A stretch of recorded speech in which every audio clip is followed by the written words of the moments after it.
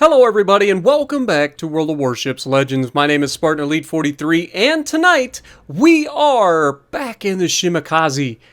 I know, before you get mad at me, before you start cussing me out, hear me out. This is my #1 highest win rate ship that I play a lot. And the reason for that is, it literally has everything you could ever ask for. Has good guns when you need them, even though they don't reload that fast. It has the ridiculous alpha strike potential of the torpedoes. It has concealment, speed, enough agility to get you out of trouble. It really is the perfect destroyer, in my eyes. And that shows in how I end up winning most of my games. Now, you guys know me. I'm not about the damage. I don't care about going out and scoring 300,000 damage in this thing. Have I done it? Pretty close. I've gotten 270-some thousand in this thing before. But I lost that game. Why is that? Because I wasn't playing to win. I was playing for damage. It's a big difference.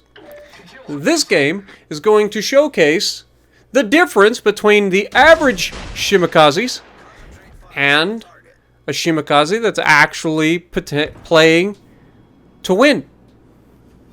Now you can see I am running twist and track, and I'm also being twist and tracked right now, as you can see the located symbol at the top right of my reticle. So we know they're here. And we're going to go ahead and dump some torpedoes to fill the gaps, because we are anticipating enemy destroyers rushing the cap. There are 2 enemy destroyers, and both of them just happen to be on top of me. Now, I'm pretty sure they're in a division if I remember correctly. But look at my teammates. I don't want to go crazy and get myself into trouble early. We drop some torpedoes trying to fill some gaps where we know that they could potentially come through. That's #1 priority. Area denial. Talk about it all the time, right? Doesn't always work out. But what it does do is it forces the enemy to do things that they wouldn't want to do. Like if this guy wanted to push through that gap, he sees those torpedoes, he knows he can't push into that gap. Now watch my cruiser buddy that's on the left side of the cap. Now, keeping us right here, our cruiser is actually going to move forward, and he's going to be in a position to counter those 2 destroyers. Like I said, both of their destroyers just happen to be right here. And so we start to move forward, anticipating a potential radar, and there's the radar. So we know that both their destroyers are here. We just got to wait the 5 seconds to actually see them. You can see those torpedoes are en route, and man, do they look good. Come on. Oh, he's going to get away. We shoot at him over the top of the island as best we can. You can see we do get a single hit. Unfortunately, didn't manage to hit either of these guys.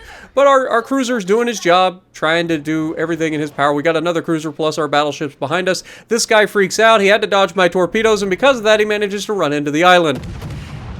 You know he wanted to go behind the island with his buddy, but because of the fact that we had torpedoes and he had to dodge those torpedoes, he couldn't go behind the island. So now he's just beached broadside, and you can see I'm kind of freaking out a little bit. I'm anticipating maybe some torpedoes. Unfortunately, not having any ability to shoot because we don't see him anymore because he's not radared. The radars don't last forever. So rather than sit behind the island, we decide to go ahead and push out. Now, this is almost a disaster. When we push out, we've got an easy potential kill here on this destroyer, but he actually anticipated that perfectly. He knew what I was probably going to do, and he got the torps away. Unfortunately for him, I managed to come out a little earlier than maybe he expected, because his torps were a little late. But you can see, he played that pretty well, anticipating me coming around the corner to finish him off, and I almost fell for it. But we get away with it. Cruiser manages to push up on the other destroyer, forcing him out of the cap. Now we have Alaska. Now look at this Alaska. This Alaska does not appear to be moving, right? I was anticipating Alaska actually trying to get out of the way. But this Alaska is actually AFK, and I had no idea. But we're in the cap. We're going to try to get this cap. We've got a cruiser with us that's helped us get this cap. And then we're going to not worry about going straight for the Yama. We're going to slow down here initially, because we do have one more set of torpedoes, and I do want a chance to hit this Yamato, even though it's not our #1 priority. You can see the right side of the map is in trouble. Our destroyer on that side has run all the way to the back of the map, chasing damage, doing whatever he's doing. He's not putting himself in a good position in my eyes. So instead, we're going to go ahead and take ourselves over towards the Delta Cap. We've already captured one. We've got 2 caps. They've only got 1. If we can get over here, take the Delta Cap from them, that puts them in a severe points deficit.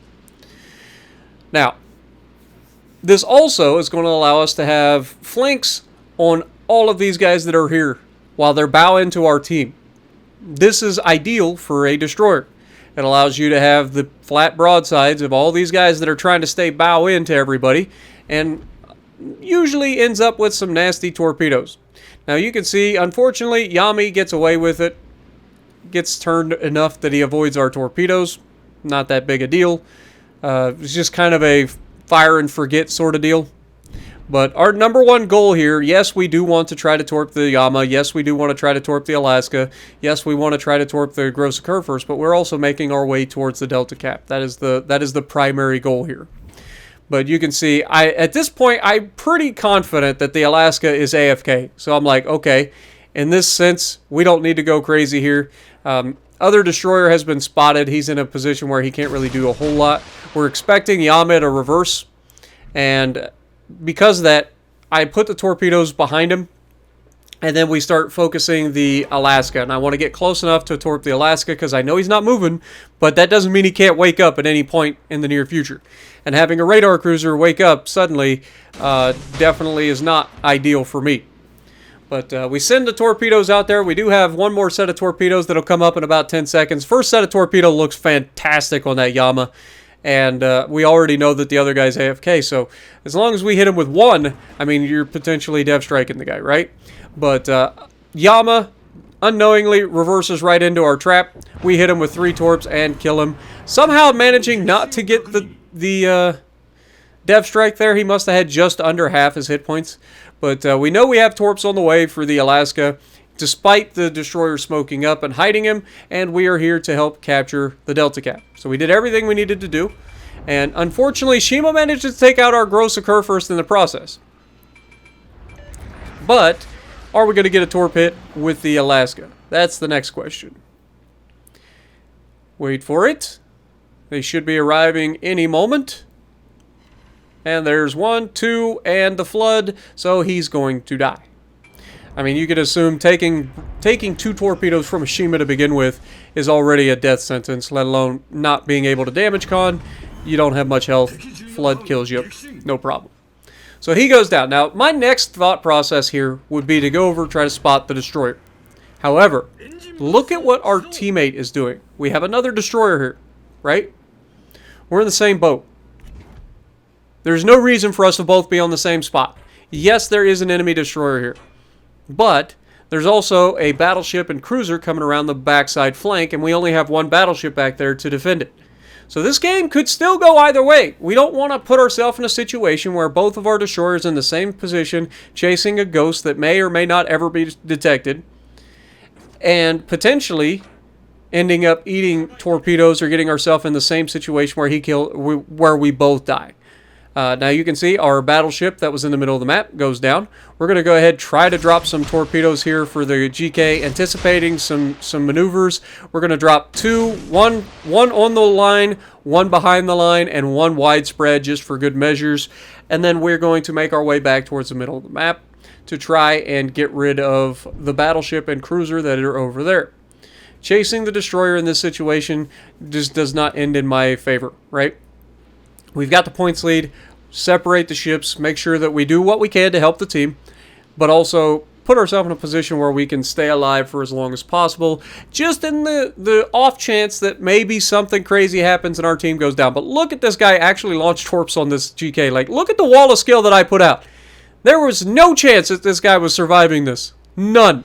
He takes a couple of hits right before we hit him, and then he goes down by our torpedoes. But that takes us up to 4 kills, 113,000 damage, and we are now putting ourselves in a position to intercept the remaining 2 ships on this side of the map. And that's when we see that the enemy Musashi has literally no hit points. So at this point, I'm like, okay, Kraken's on the table. If we can pull this off, there's a chance. Now, I think it's at around this time. Yep, there it is. Des Moines gets spotted. This is terrifying. Out of all the places I could manage to find, I didn't look to see what the enemy cruiser was, and I've managed to put myself in a position to get potentially deleted by the enemy Des Moines. But it was at this point I was like, okay, what are the odds he has a radar? Oh, he has a radar. It was answered very quickly for me. And, of course, I don't freak out when you get radared. Even if it's a Des Moines, even if it's a Musashi shooting at you, like, don't freak out. You're still a destroyer. You're still very agile. You're a small, quick target. Medium range here. As long as we're not an idiot, dodging should be relatively easy. Yes, he's going to do a little bit of damage to us, but radars don't last forever. Don't fire your guns. Don't put yourself in a position where you stay spotted longer than you need to. Just keep yourself out of trouble as best you can and try to survive. We survived taking less than 5,000 hit points against that Des Moines at close range. That is the difference between a good Shima player and a bad Shima player. Shima players, in general, tend to be on the lower skill range because they're playing the easiest ship to play, right? Shima is one of the easiest ships in the game to play. You don't have to be a rocket scientist to play it well.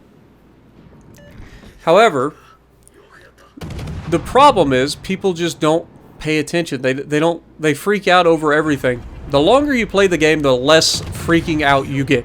Like, I can be in a situation where I am being just obliterated on all sides. You guys have seen it in live streams. And I'll just sit there and do what I got to do. Yes, I get upset. Things happen. But I don't panic. I just do what I got to do.